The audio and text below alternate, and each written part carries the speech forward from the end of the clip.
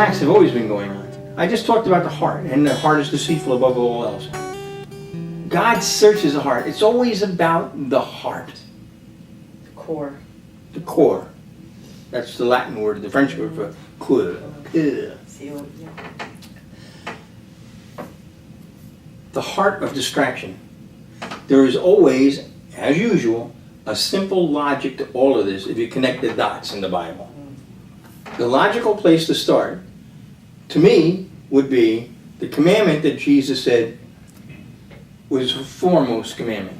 Somebody came and asked him, what's the foremost commandment? Right? And he quoted Deuteronomy. And I'm going to read you Deuteronomy 6, verses 4 and 5. Hear, O Israel, the Lord our God, the Lord is one. You shall love the Lord your God with all your heart, with all your soul, with all your might. All your heart. Now in Hebrew, the word is kol. And what it literally means in the Hebrew is all. The whole thing, everything. That's what it means. There's no other way. You can't get around this. In the Greek, when Jesus quoted it, in the Gospel of Luke, the word is holos. And that means all, whole, completely.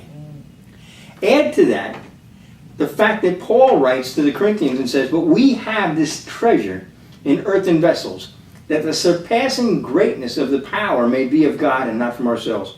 The treasure is the love of God and the Word of God.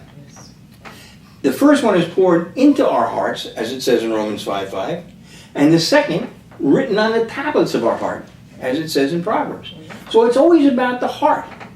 And remember, the enemy's purpose in all of his schemes is to break, to destroy our relationship with God. He doesn't want our eyes fixed on Jesus or our heart filled with love for God. And again, the key here is filled or all. Suppose I took a perfectly clear glass of water, cold, clear water, and clear, crystal clear, and that glass is filled.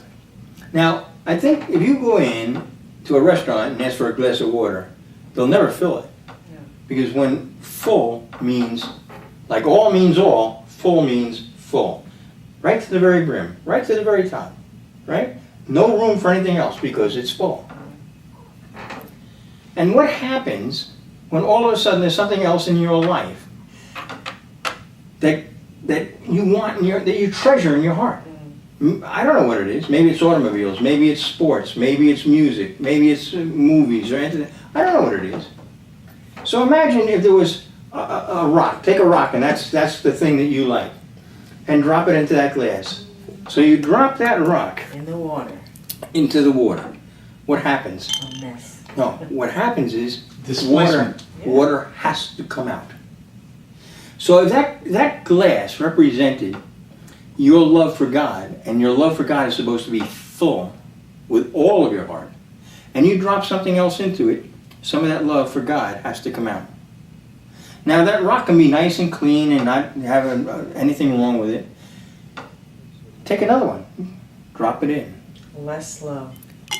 You know what? It has to be. If you don't believe me, do this as an experiment when the Bible study is over.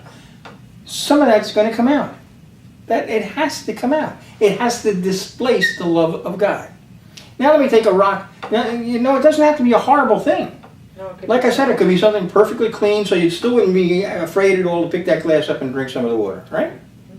But there's less water there. Or, you want to know something? We don't always drop clean rocks in. It could be a very dirty rock.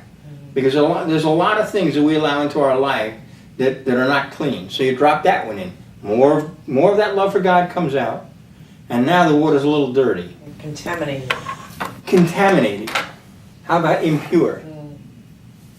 What is pure? Without blemish. Well, it's not just without blemish. Holy. It's something that's perfectly clean. If you take that water and drop some dirt into it, that water is not pure anymore. Is that correct? Is that correct? Yes, sir. Okay. Why did Jesus say, almost at the very beginning of the Sermon on the Mount, blessed are the pure in heart, for they shall see God. Mm.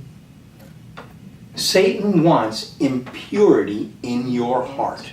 And that impurity doesn't have to be a horrible thing. No. Just ticked. It's just anything that has been mixed with it. Because now, all of a sudden, it's not pure. His ideal, his target is to separate you from God. Blessed are the pure in heart, for they shall see God. So what happens to the impure in heart? Listen, I didn't make this stuff up. This is what Jesus said. This is another examine yourself. It is an examine yourself. And, Satan doesn't have to get us to renounce Jesus No. or begin devil worshiping to accomplish his evil purpose. All he has to do is to give up some of our heart. Just a part of our heart Or to something else. to another love. That's right. That's why it said, unite my heart to fear thy name. Right.